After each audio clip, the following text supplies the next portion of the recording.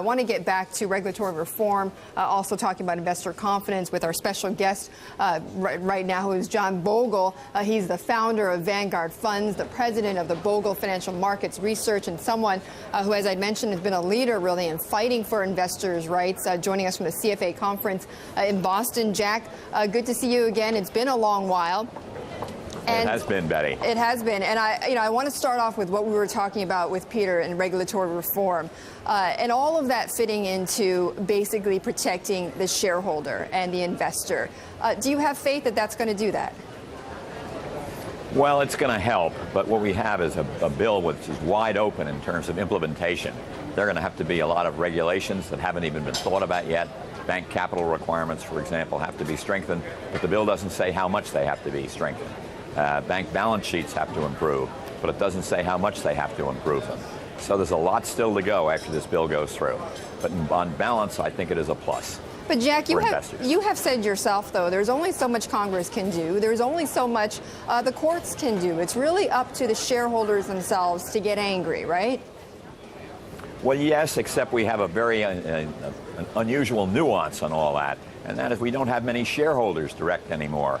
It used to be that individual shareholders own 90% of all the stocks in America, Betty. I think you know this. And now they own only 30%. It's these agents, these pension managers, institutional money managers, mutual fund managers that control 70% of all stocks. And I fear that these managers are operating in their own interest rather than the interests of their ultimate beneficiaries. So we have to fix that. Jack, and the bill does nothing about that. No, and and I know that you've been a big advocate of that. But Jack, with talking about protecting investors and having faith in the markets, what do you make of what happened on May 6th when we had that big crash? I think it's the same reason we have space shuttles that blow up. Technology can do a lot for us, but it is not perfect. It can blow up at any time, whether it's an airliner or a financial market or anything else. We have too much faith in technology and not enough faith in human judgment. And the process broke down. It broke down badly for a whole lot of internal flaws in the system, where the trading is so rapid that nobody can follow it. But why would an investor? And to your analogy, I mean, people though, or the U.S. government continues to invest in the shuttle program, so we have faith in the eventual goal of it. But why would long-term investors, though, after seeing that May 6th crash, want to continue to invest long-term in the markets? Well, that's really a great question, because the long-term investor is totally unaffected by what went on that strange day in the market. You know, investing is all about owning businesses, okay? It's not about trading stocks. And you own businesses to earn a return on capital, and that's the way long-term investing goes.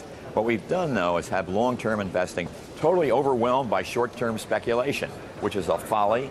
It's trading. But in the long run, the market's return over a decade or 20 or 30 or 40 years is going to be driven by business results and not by the insanity, daily, periodic insanity in the stock market. Right before the break, of course, we were talking about long-term investing in a market that is, at least at the time being, driven by speculation and technology. Okay, didn't you yourself say, Jack, that in the 10 years from now, we're just not going to see the same returns that we saw, say, in the 80s or the 90s in the stock markets? I'm just wondering, as a long-term investor, why you would want to be in the markets then? Well, let me just give you a simple example. None of this is guaranteed.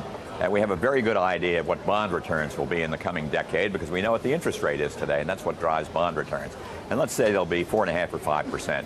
We can guess that stock returns will probably be in the range of 7 to 9% because of the fundamental investment characteristics, the dividend yields and earnings growth of corporate America. If you put those numbers on a compound interest table for a decade, that 4.5% will probably grow by 60% over a decade, where the 8%, let's say, will grow by 110%. So you're talking about doubling your return, even though it's not a great time for stocks, not the best. Okay, so the relative performance then.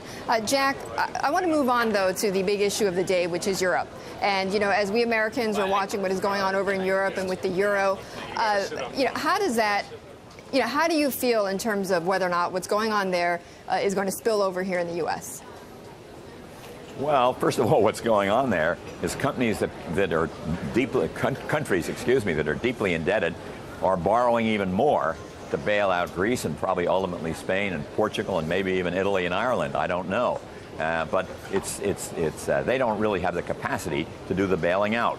I mean, they're taking it on, they're gambling. So I think that $1 trillion rescue package is a very weak read for us to lean on, and ultimately the U.S. will be affected by that. I want to talk more about that, Jack. How do you think then the euro is going to turn out? Or how do you think the Eurozone is going to turn out in that scenario? Well, that's a funny thing. I don't know where the euro is today, say $1.20. When it started 8 or 9 years ago, I think, it was $1.17. Right, it's 124 now. It went way down. How much is it? 124. Yeah, 124. Well, it's not that much different than it was at the start, and that wasn't a time of economic chaos. I think the euro got overvalued and the dollar got undervalued, and the market is correcting itself, as it almost always does. So then, in your view, do you think that the Eurozone will have to break up? Well, that's really a good question. I mean, that would be some kind of a breakup. That would endanger a lot of what we take for granted in the world in terms of cross-country credit, things like that. So they will do everything possible to hold it together. But from the very beginning, anybody who ever thought about it has known that if you separate the monetary authority from the fiscal authority, you separate the Federal Reserve from the Treasury, for example, in our case, it's very difficult to make an economic system work. And that's what they're gambling on in the Eurozone, and it's not working so well at the moment. Okay. All right, Jack, always appreciate the wide-ranging interview with you, and like talking with you, of course, as always. And thanks so much for joining us. Jack Bogle, the founder of the Vanguard Group and also the president of Bogle Financial Markets Research Center.